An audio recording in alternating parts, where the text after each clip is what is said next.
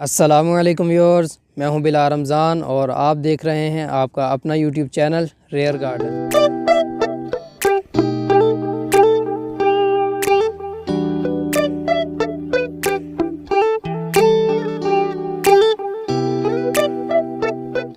आज नरगस के हवाले से थोड़ी बात होगी। यहाँ पे आप देख लें, नरगस के प्लांट्स लगे हैं मेरे पास, ऑन फ्लावरिंग है और बहुत ही ज़बरदस्त ग्रोथ चल रही है। ये देख लें, और इनकी खुशबू माशाल्लाह क्या कहने। अगर ये 3-4 प्लांट ही आपके रूम में या फिर गार्डन में पड़े हों तो ये आपके सारे गार्डन की फ़िज़ा को महका देंगे। अभी ये मेरे पास ओपन पड़े हैं, 4-5 प्लांट हैं इकट्ठे पड़े हैं और सारे ही ऑन फ्लावरिंग है और बहुत ही ज़बरदस्त हल्की हल्की खुशबू इनमें से आ रही है, जो कि बहुत ही रिफ़्रेशिंग है। नरगस को बहुत ही आसानी के साथ बल्ब से ग्रो किया जा सकता है और इसको मैं 2-3 साल से उगा रहा हूँ। यहाँ पे आप देख लें, ये पॉट का साइज़ है, तकरीबन 7 इंच का पॉट है और इसमें एक बल्ब मैंने लगाया है छोटे प्याज के जितना उसका साइज़ था। और ये देख लें, काफ़ी हेल्दी बल्ब था। इसके एक बल्ब में से 3 ब्रांचेस निकली हैं, ये मेन थी। इसमें से ये देख लें फ्लावर बंच निकला। ये इसके लगने का स्टाइल है, ये देख लें। और ये दूसरे वाला और ये तीसरा, इसमें से भी मुझे पूरी उम्मीद है कि इसमें से भी निकलेगा फ्लावर बंच। अच्छा जी, ये देख लें। और ये देख लें, इसमें से ब्रांचेस तो ज़्यादा नहीं निकली, एक ही ब्रांच बनी है, लेकिन इसका जो फ्लावर बंच है वो बहुत ही बड़ा है और इसमें से काफ़ी ज़्यादा फ्लावर्स निकले हैं। अमूमन 4-5 निकलते हैं, इसमें से 7-8 फ्लावर्स हैं। और ये चेक कर लें, ये सबसे बड़े वाला बल्ब था, इसमें से 4 ब्रांचेस निकली हैं और सभी में से फ्लावर बंच भी निकल रहे हैं। ये आपके सामने है, ये देख लें जी। सर्दियों में इसको उगाया जाता है, सितंबर अक्टूबर में इसके बल्ब्स लगाए जाते हैं और दिसंबर जनवरी फरवरी में इसकी फ्लावरिंग होती है। आज 21 जनवरी है और जनवरी के स्टार्ट से इसके ऊपर फ्लावरिंग स्टार्ट है।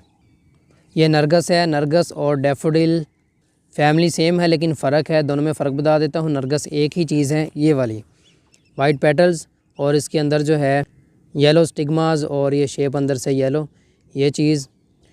नरगस ये एक ही है और डैफोडिल्स में बहुत सारी शेप्स, बहुत सारे कलर्स, साइज़ और बहुत सारी वैरायटीज़ आती हैं। डैफोडिल और चीज़ है, नरगस ये एक ही है। डैफोडिल में बेशुमार वैरायटीज़ हैं और पाकिस्तान में मेरे ख्याल में अभी तक 12 के करीब कलर्स हैं डैफोडिल के।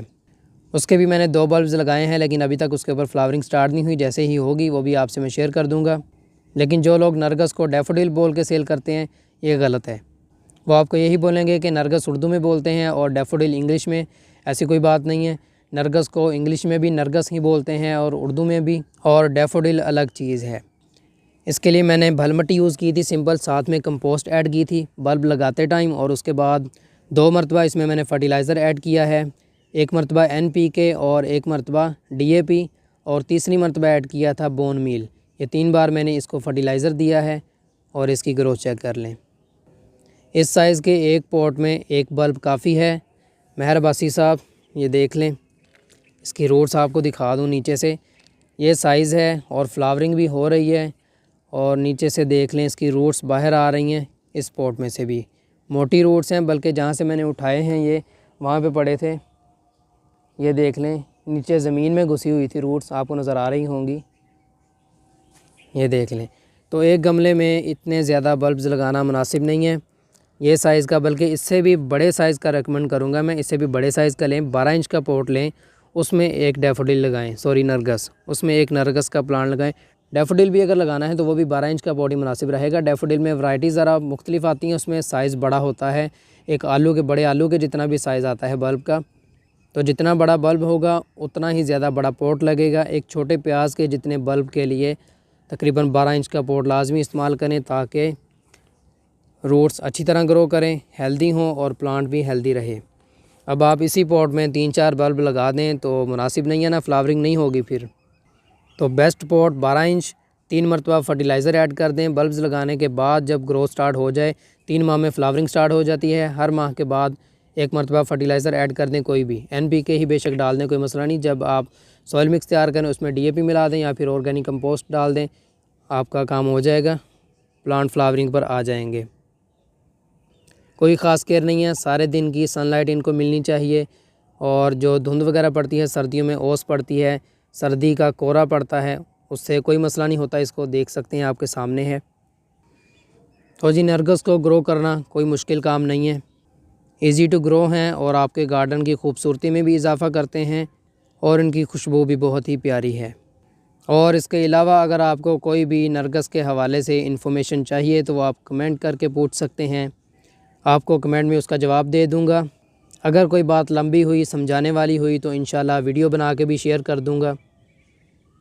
तो दोस्तों उम्मीद है कि आपको नरगिस के ऊपर मेरी ये वीडियो पसंद आई होगी। वीडियो को लाइक करें, कमेंट करें, शेयर करें और चैनल को सब्सक्राइब करें। मिलते हैं एक नई वीडियो के साथ, तब तक के लिए अल्लाह हाफिज़।